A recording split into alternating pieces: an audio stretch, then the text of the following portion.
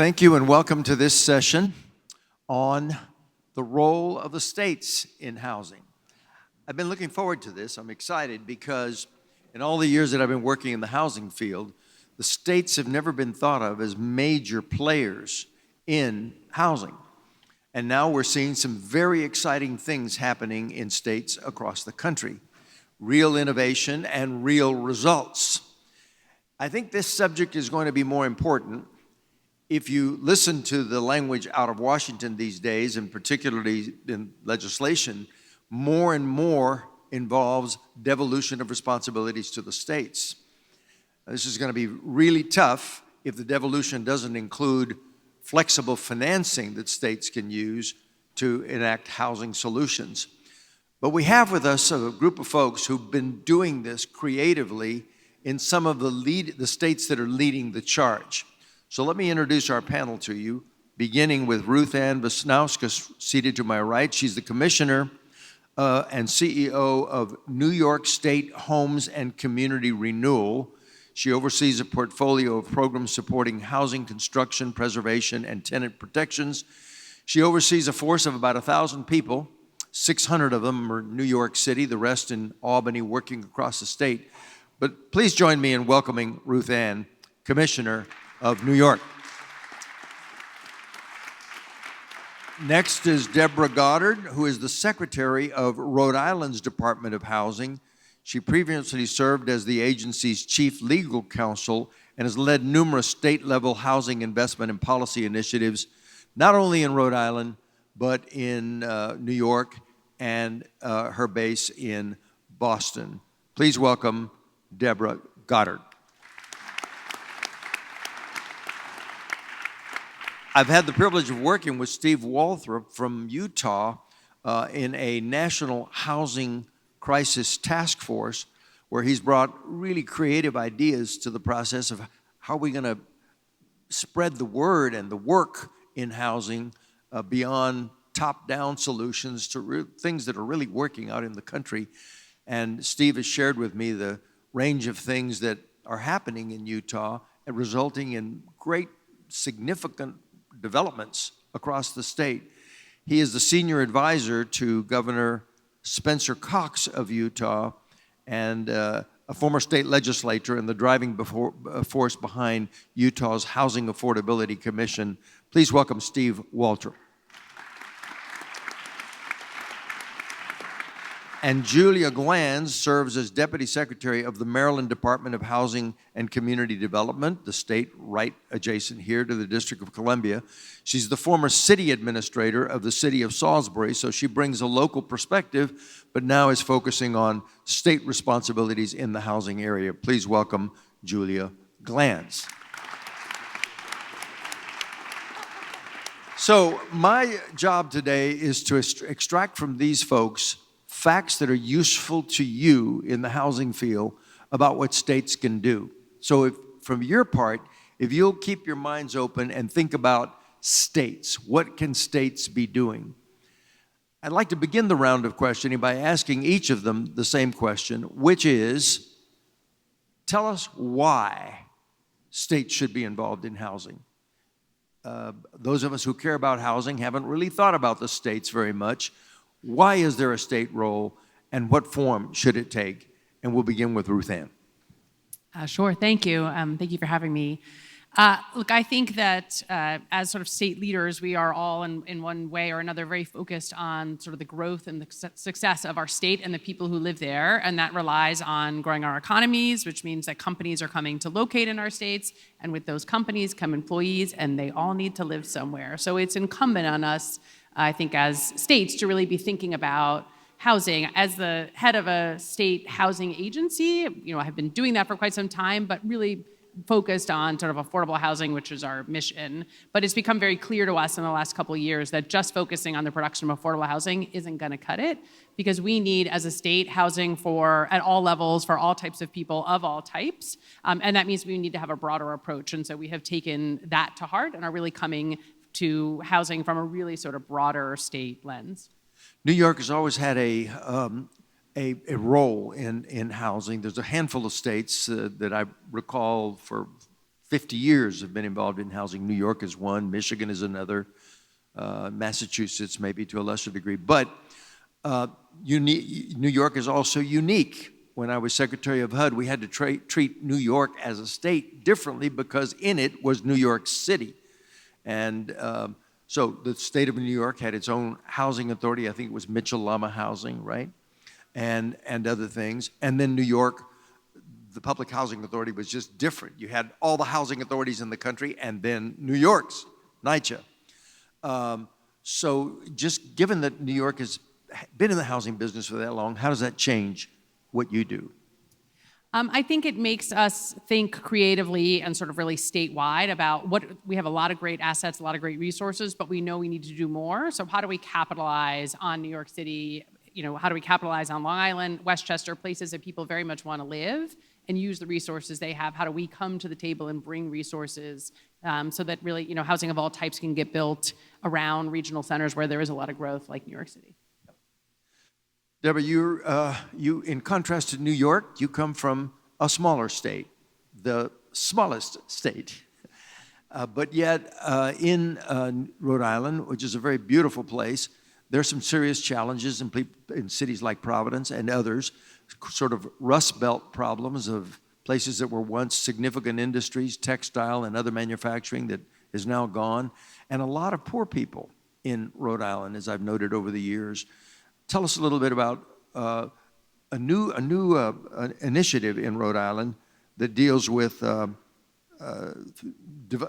goal of 15,000 new homes.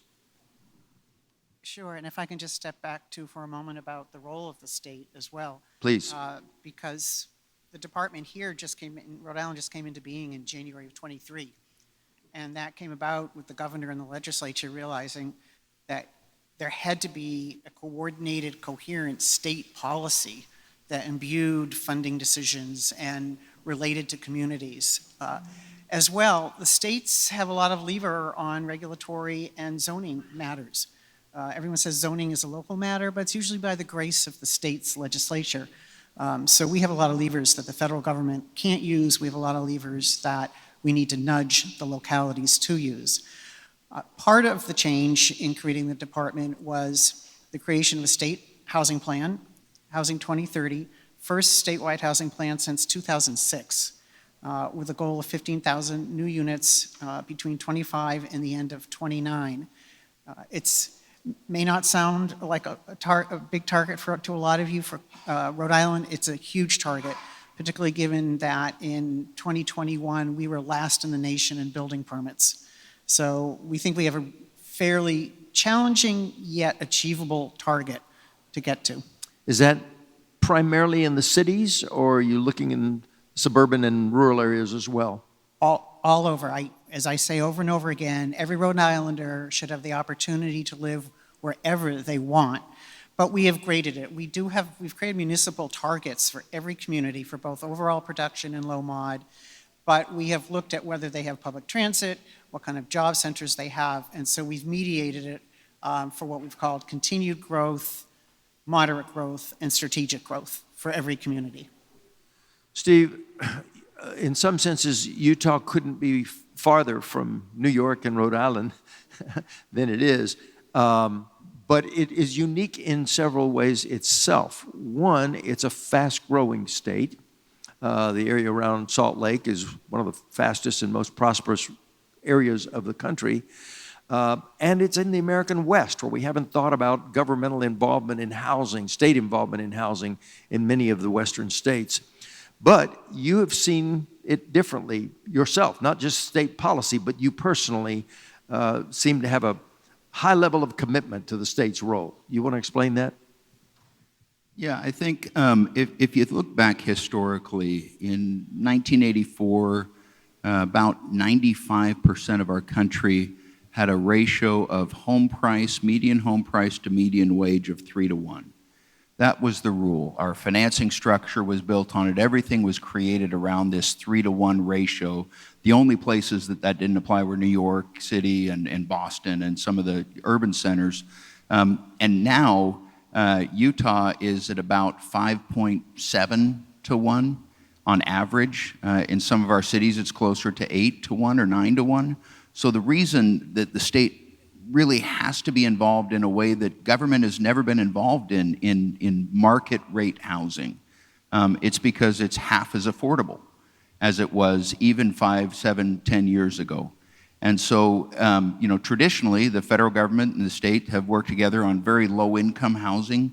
But this shift, and this is a seismic shift in the housing market all across the country, and it's changed the need for government involvement in what traditionally, from a median wage earner, was market rate housing, and you didn't have to worry about it. The markets would take care of it.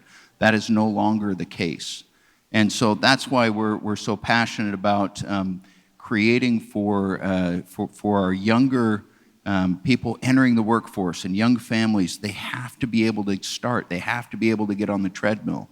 Last year, the median age of the first-time homebuyer in the United States was 38 years old. I mean, that's a shocking statistic. And if people delay 10 years of getting on the equity train, their outcomes are significantly different than if they can get in their late 20s, which used to be the rule. Utah's a 70% home ownership state. Now 70% of the state can't even afford a $350,000 starter home. Now, you once described to me a physical development of large scale that would not have happened but for the state's involvement. Yeah, I think there are several. We just had one that broke ground up in northern Utah, just above Salt Lake, in a place called Weber County. And 725 unit development on 200 acres, working with the county, working with the planning commission, and there was a lot of opposition to creating a starter home component of that development. We added 275 starter home units to that development by shrinking lot sizes. No change in the overall size of the development, but the density went up by 275 units, which is significant, almost a 40% increase. And we did that specifically for the development of sub-$400,000 single-family detached starter homes. And they delivered the first 12, and they have a waiting list now, I think, of 300-plus people from that community with no advertising. So the demand is certainly there. And the state was involved directly in those projects? Correct. The financing tool that the legislature created, we call it the HB 572 fund, is a $300 million fund to provide lower cost financing to developers who are willing to make that commitment to deliver starter homes at an affordable price, deed restricted for owner occupancy, which helps with the city's pushback on starter homes. And then one thing that they did interestingly is they opened it up for a 2 to 3 week period for local residents, local employed people who are nurses, firefighters, teachers, military. They had first shot at these homes. Interesting. And again, the list is now massive. Yeah. Julia, Maryland, a lot of pressures in Maryland from the proximity to the district and the region, from the wealthiest and strongest regions in the country. But yet there are rural areas of Maryland and the Chesapeake and other places. The role of the state as you see it. Sure. Well, thanks, everybody, and good morning. The stakes are too high in Maryland. Our population is not growing at the rate that we need it to. We are adjacent, as you mentioned, to Delaware and Pennsylvania and Virginia, all states that have lower costs of living. We have to be aggressive in this way. And in some parts across the state and across the nation, it's really challenging for local governments to deal with our friends that make the most noise. We know they're in the minority. Polling data shows it over and over again that our residents need us, want us to act. And if local government isn't going to do it, the state has to step up. So it is dire for our economy. So Maryland hasn't historically gotten into this space, but Governor Moore is a leader, and we've had some recent successes here. Let me ask all of you whether you know of other states, whether you've studied other states, and any jump to mind of unique things that either you wish you were doing or you expect that we're going to see across the country as states weigh into this area. Each of you, anybody who has anything you want to add. I don't think I'm allowed to say that New York copied Utah, because that's probably not permitted. But I certainly we looked in New York at what other states were doing. We are just about to launch a mixed income revolving loan fund that will be low cost construction financing to spur what are sort of majority market, but also with an affordable component projects. Again, we really came to the realization that while we are funding as an agency 100% affordable projects, we need a lot of other housing to get built in addition. We would like to double the number of construction starts we have in New York State over each year for the next decade to get where we think we need to be based on job growth. We have some big employers coming into the state. And so, we pivoted and are doing things sort of outside our normal business, not unlike what Utah is doing in terms of low-cost construction financing, which is not something we had done sort of in a market rate aspect. But we are also funding accessory dwelling units on the heels of California and a bunch of other states that are really expanding their footprint there. So I think we all feel, imitation is the finest form of flattery. I think that's the term, that there's nothing to be lost by looking at what other states are doing. We don't have to do it exactly the same way, and I think that's really sort of the greatness of the sort of state effort, is that we can do it in a way that works in our state, but it's sort of getting to the same outcome of increasing production. Other comments? Yeah, this is interesting. We've been following what's happening in other states across the country, and it's red states, it's blue states, it's purple states. You've got Arkansas that just passed an ADU law allowing ADUs by right. New Hampshire just did. Talk about that Arkansas model, okay, because that sort of crosses ideology. Yes. In many red states, they would want to protect people from ADUs on their property, but here it's sort of been flipped, and it becomes a property right to do what you want with your property somehow. Yeah, it really has flipped the script. I mean, you've got Montana that's done the same thing, California, Oregon, Massachusetts. I mean, there is no political ideology that's consistent in housing other than everybody hates density. That is consistent across every political ideology. Well, and also a unifying force, everybody wants affordability. Yeah, that's right. Yeah, everybody in Utah, as you mentioned, we're a fast-growing state. Everybody wants to have kids. They want their kids to be close, just not that close. They want them to build in a different city. And, we have so many children now living in basements. Our governor just talked about his 2 adult children that just moved in. They just graduated their last daughter. His 2 kids moved back in. If you live in the governor's mansion, the kids might be attracted. They thought they were free and clear, He thought he was done. And now they've got 2 kids moving back in. Our lieutenant governor has a married daughter with a child in her basement. Yeah. So it's very real for these. So I stopped you. I stopped you on Arkansas. You were about to mention other places. Texas, Massachusetts. We talked about New Hampshire. Doing what? New Hampshire just did by right dense residential in commercial zones where there's sufficient infrastructure. There's some guardrails around it. These are the things that states are doing because they're looking at the need, and I think, as you said, by the will of the state, these cities exist, and there's been so much pushback against any density, any solutions. Parking restrictions are being lessened in Texas and Montana. I mean, just across the country, this is really a sweeping issue. Deborah, you had a thought. Yeah, I mean, we are looking at places that have done by right multifamily. Rhode Island is almost exclusively single-family zoned. So we are starting to take bites at the large lot single-family zoning. We have to do it, I think, in steps. There's some stuff being heard today. Tomorrow we'll know if we've made further inroads. But it's really critical, again, to get a little bit more density for cost effectiveness, as well as something we talked about earlier. Rhode Island is losing and is going to continue to lose land to climate and surrounded by water.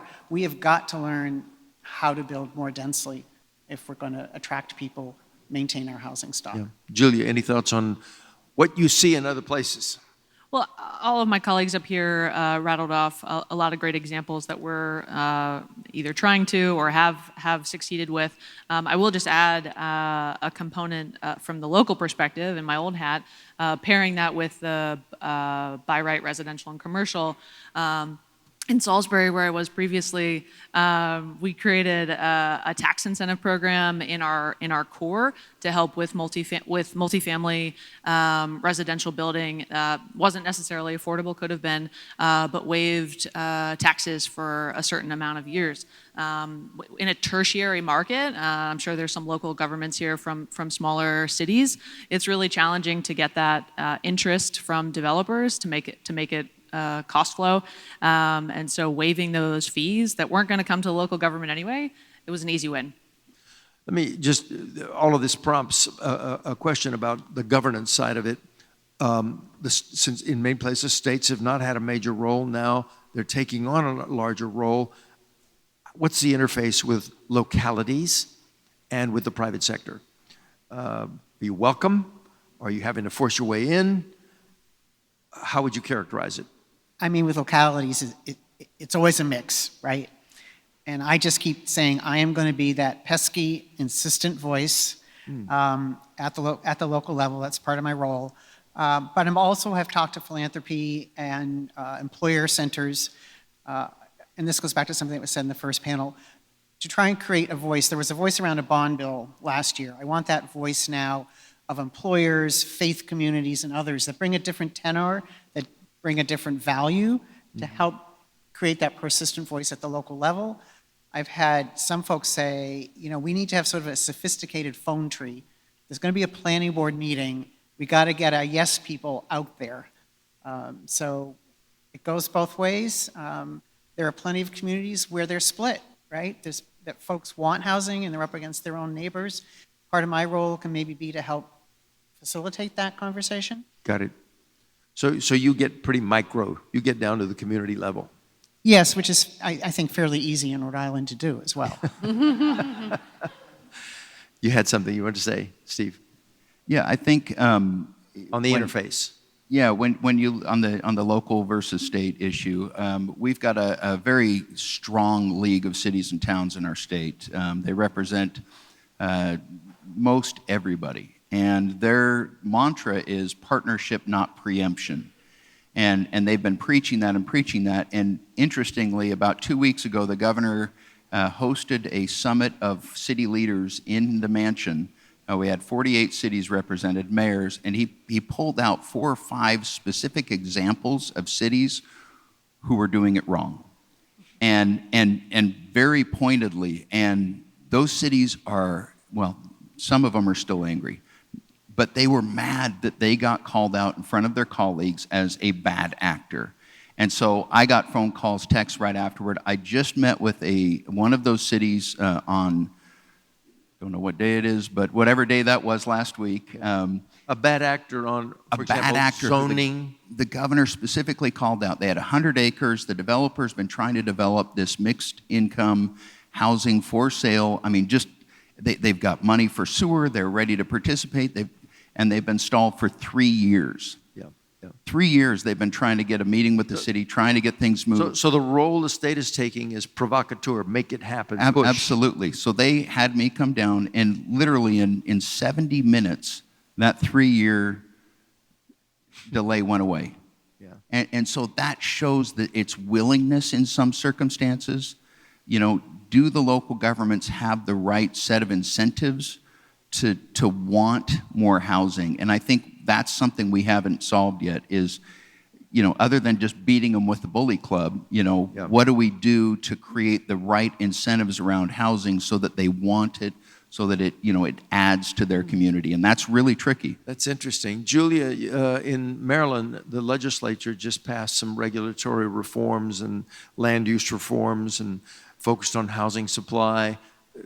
Give us the color of that.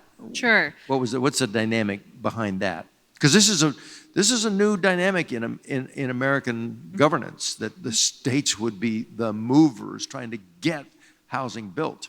Sure. And in some communities, at least, the traditional NIMBY and zoning concerns and so forth have to be overcome. Well, I think for so long, governments have told us where we shouldn't build. They haven't really talked about where we should build.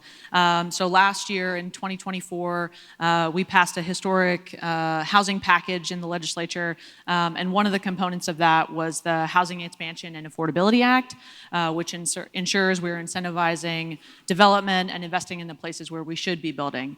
So that looked like for us, formerly state-owned campuses and federal campuses to be able to build more densely if there was an affordable housing component included in all of these, land owned by nonprofits and land within 3/4 of a mile of passenger rail.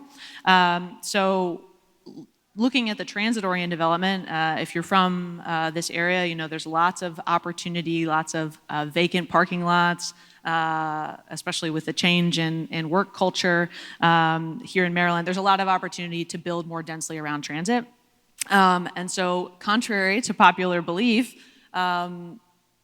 building more densely, doesn't overcrowd our schools. It doesn't tax our infrastructure and our services. Those people are already in our communities. They're just living in, overpopulated housing.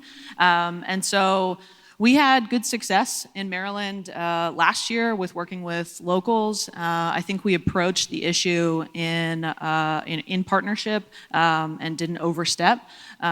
We didn't have as much success this past session with a targets bill, unfortunately, but we have, like in many other states, a strong municipal league. Our counties are very strong and vocal, but it's a mixed bag of those supporters and those loud voices that oppose this. I don't know, what the critical variables are to convert a state into a aggressive player like your states are, but it sounds to me possibly like it involves a governor who is pro-housing. Just talk about that for a minute, the kind of support you get from your governors. Yeah, I just mentioned the governor's convening power. We brought 48 of the cities in, talked to them about his passion for this issue, called out a few bad actors, and said, we need to do better. And out of that meeting at the press conference afterward, interestingly, the conversation shifted from partnership, not preemption, to practicality, not politics, which I think was designed by the league to kind of provide a shift. And if we can get into practicality, we can solve issues. If it becomes practically based, then all of a sudden now you're working toward a common goal of let's provide housing for our citizens, let's reduce traffic by creating density in appropriate places. I mean, that's a huge, huge shift. That is a big shift. That is a big shift. Others comments on your governor's roles? Well, leadership, as you said, and Governor Key had municipal lunches, and he made them the focus was housing. So he would bring in about 10 of the municipal leaders at a time, introduce myself, we had lunch, and the topic was housing. The league was there, again, a good ally. He's a cheerleader for it. Out of the opera money, he made huge percentage of investment into housing. So he sort of staked a claim right there about what we're going to do. And then in our state's 2030 plan around education and health and income, I was gratified. I'm fairly new. I was gratified to see what he recognizes that housing's the foundation for all of that. For all of his critical goals, housing's the foundation. So that's driving all of us. Wow, that is powerful. RuthAnne, you have served under two governors, Governor Cuomo, who was a former secretary of HUD, so he obviously knew the subject as governor, and now Governor Hochul, who comes from the Buffalo area, as I recall, and has been very active with working with local government there. Your thoughts on the role of the governor? So Governor Hochul is laser focused on housing, and she's laser focused on it as really the key to economic success for the state, statewide. Yeah. And we, a couple of years ago, looked at sort of doing kind of more of an enforcement regime, not unlike kind of New Jersey and Massachusetts have some of these sort of long-standing kind of, if a project doesn't get approved locally, there's an override. We got an enormous amount of pushback, and to your sort of question about the local role, and we got an ask from the locals around carrots. And so the governor came back with a lot of carrots and said, we will incentivize you to build housing, and she made $750 million available specifically to localities around the state, but only if they become certified as a pro-housing community, which is a program we run at the state level, that if you are either growing your housing stock by a metric we've set or you commit to growing it, you can have access to large amounts of dollars, which localities need and want for their own infrastructure needs and economic development needs. And so she is very focused on it, and she's very focused on incentivizing localities to really come to the table by providing resources. Interesting. That is powerful, and I've not heard of that before. Let me ask you to take the lead, and we'll ask everyone else.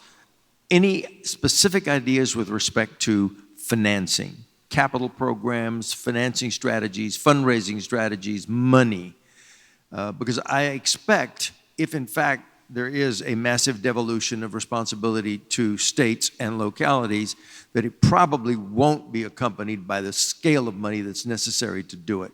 So there'll have to be creativity on the financing side. Thoughts? Yeah, I would say, we have come back in the last 3 budget and legislative sessions with a series of sort of tools in the toolbox that we need, and they range, to your point, from everything from, and as Julia said, making state-owned land available. We have a state-level tax credit. This year, we just doubled the amount available of a state credit for low-income housing. Property tax exemptions. Property tax exemptions are really powerful, especially in New York City, to create low-income housing and mixed-income buildings. So re-upping and improving tax exemptions, providing those statewide at opt-in, but they have to be created at the state level.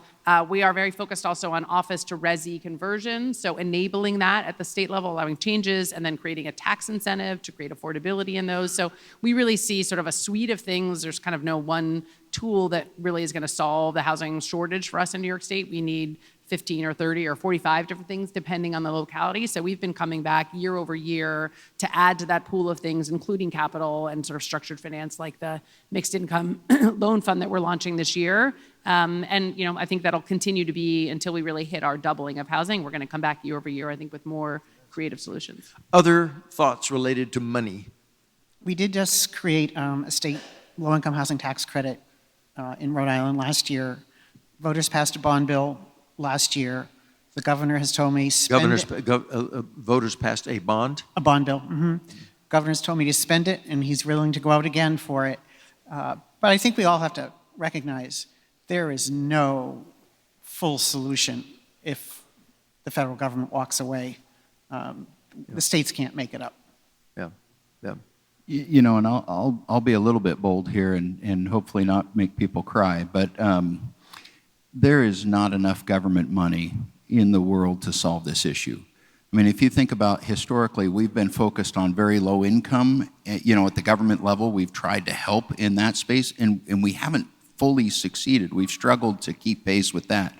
When you add now this market component to things, we cannot fund that. We can do things, creative financing, we're doing those things, but we cannot rely on taxpayer funding to buy down rates for everybody in that middle income space. I mean, just the math does not work. And so one of the things that we're really focused on as a state is looking at land, because that is one thing that we have access to, we have capacity to do. So the state-owned lands is our first issue, is looking at all of the lands owned by the state. Then we're going to local governments and doing the same thing, all the land owned by local governments, all the land owned by school districts, all the land owned by universities.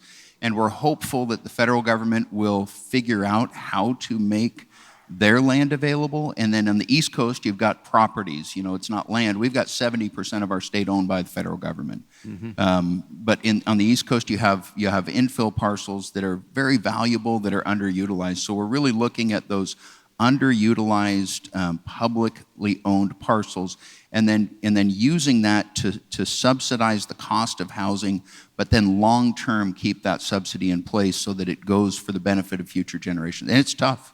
Yeah, the Secretary of HUD will be here this afternoon, and hopefully we'll hear something about just where exactly they are with respect to cuts in existing programs and changes in strategy on others.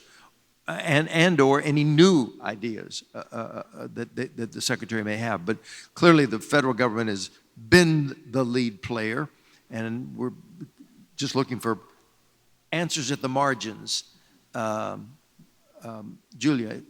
Sure. Well, just building off of your point around private investment, we have a laser focus here in Baltimore, up the street in Baltimore.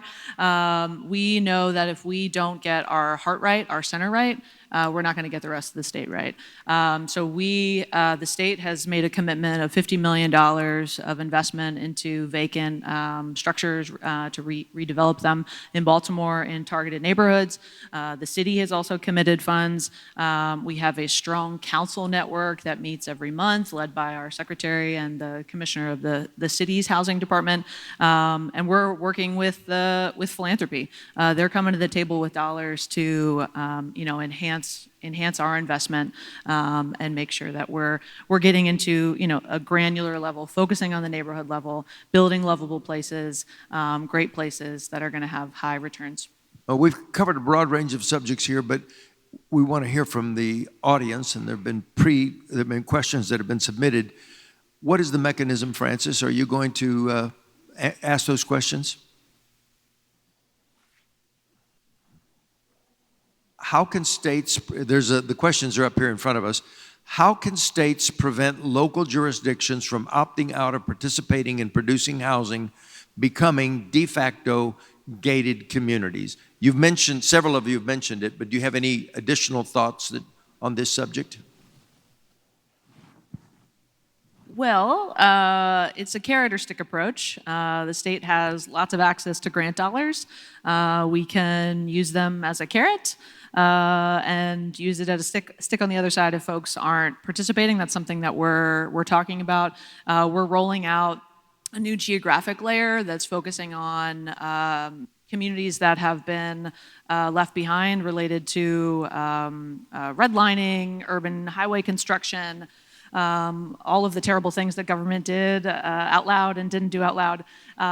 But we are targeting investments into those communities based off a variety of categories that we developed with the legislature. But let me ask you, if the politics are such that a local community is afraid of its own constituents and doesn't want housing in this area, how is the state not subject to the same politics? I'll take a shot at this one, and then we can go to. We used after the meeting. I talked to a couple of reporters after the meeting with the governors, with the mayors, and they said, "Is this a carrot or a stick?" And I said, "It's a carrot-shaped stick." And that really is the key. Governor Polis in Colorado, we're waiting to see. He threatened funding of all kinds. Any state funding to any city that does not comply with their housing plan is cut off. Now, that's a very extreme example. A bunch of cities freaked out and said they're going to sue.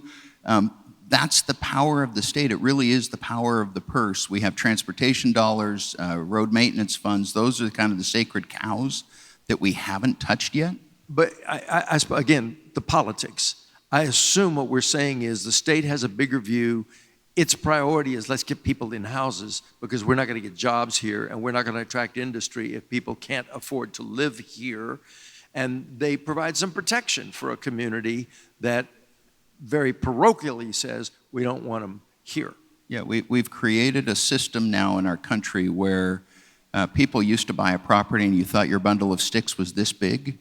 Now your bundle of sticks is this big, and you own the road, you own the view, you own the traffic, you own the schools, you own all of that, and we've convinced ourselves that we own beyond our property, and we've fostered that. We've created planning commissions and regulations and all of these things to prevent growth from happening. One city council member just wrote an op-ed that said, "I've been elected to make sure nothing changes in our city." I mean, that's just an asinine statement, but you can't. But that's what people believe. They're thinking that way, and so that's the real challenge. Yeah. Sorry, I interrupted. No, I was going to say almost what you said. Folks keep saying the governor and I are moving towards we will rank and give preference to communities for the funds they want. Based on how they're doing against the goals we've set. And in fact, I think today there's probably... Based on how they're doing against a housing plan? Yes. Yeah. So for each of the goals we've set for them. But also part of what we're doing is, I don't want to sound Pollyannish, but there are a lot of stereotypes too. So a couple of things. In our housing plan, and every time I speak, whenever I say 30% AMI, I say, that's a truck driver, that's a daycare worker. So we're starting to put faces on what that terminology means. And a lot of people start seeing themselves, if not their children. The other thing we're doing is we're creating a visualization toolkit. They think they know what affordable housing looks like. And I think good design, good urban planning, land planning can be hugely facilitating. So. Yeah. There's another question here. Should federal funds such as CDBG and low-income housing tax credits come with more pro-housing requirements, such as related to zoning and permitting? Anybody want to take a crack at that? I certainly wouldn't want to put more on the low-income housing tax credit program. I think we got to be careful. I don't think that's the right vehicle. Again, block grant, this year, we have seen an overwhelming demand to use our state block grant for housing. So I think it's all this other stuff that we're doing that has turned those localities around. And remember, these are the smaller localities that aren't grantees unto themselves. Yeah, I would also say I think a lot of places, to your point about nobody likes change, people are afraid of change, and I think people think if they don't change, that change doesn't happen, when in fact it actually does. You just don't control it because you didn't participate sort of in that process through zoning or building more housing or whatever that might be. So I do think that there's a lot of good, and I think a lot of that aversion to change is hit a crisis level in a lot of places, but I also think that we've certainly seen places in Long Island that have built, townhouses or sort of like low-rise density in their downtowns that seniors have downsized to, and then, 10 new restaurants open up downtown because all of a sudden all these people live there and they all want to drink coffee and go to restaurants, and the other towns adjacent are like, oh, this is an interesting question here. In the reconciliation bill, there's a program to sell off federal land for housing development. Is this something the states would want to encourage? Now, federal land, very sensitive subject. Some want to drill on it, others don't. But generally speaking, I think at least on the right, there's a sense that federal government owns too much land out in the West in particular. So maybe this ends up being a kind of a positive way to use it, which is for housing. And it's in the reconciliation bill. That says something. Thoughts on that? I think it's all balance, right? It's all what? It's balance. Even at the state level, we're meeting with our environmental management folks to talk about state land, what's appropriately put in conservation, what's an overreach for conservation. Housing development means anything. If that ends up being, 2-acre zoned housing, then we've missed our shot. Yeah, okay. Yeah, Utah's nearly 70% federal owned. You go to Nevada, Wyoming. 90%, Wyoming. Yeah. The West is really struggling with access to developable property in certain areas.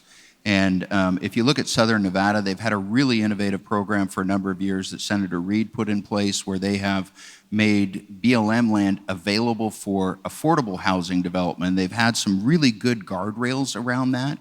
So, if I was writing this, I wouldn't say just sell it off to the highest bidder because that doesn't really address it addresses the supply need, which we definitely need to address, but it doesn't address the level of pricing that we really need to focus on. And there are some great examples of surplus military land, Air Force bases being converted into housing, like Lowry in Denver, for example, and others across the country, I think in Sacramento and other places. Well, folks, our objective here today was to put ideas on the table from some of the people who are doing the best work. And I hope we've accomplished that objective of giving you some sense that A, there is a place for the states, B, it can be effective, C, we're probably going to need more of it given the direction of federal policy, and there are smart people out there who can get things done and get housing built. Let's hear it for this panel. Thank you. Now, the next thing for you to clap for is that it is lunchtime. And there is boxed lunches out here. But because the schedule is very, very tight after lunch, and we have to hit our marks for senators and the HUD secretary and others who are coming who are on tight schedules, we need everybody back in the room at 1 o'clock sharp. So box lunches, refreshments, see you back at 1 o'clock. Thank you.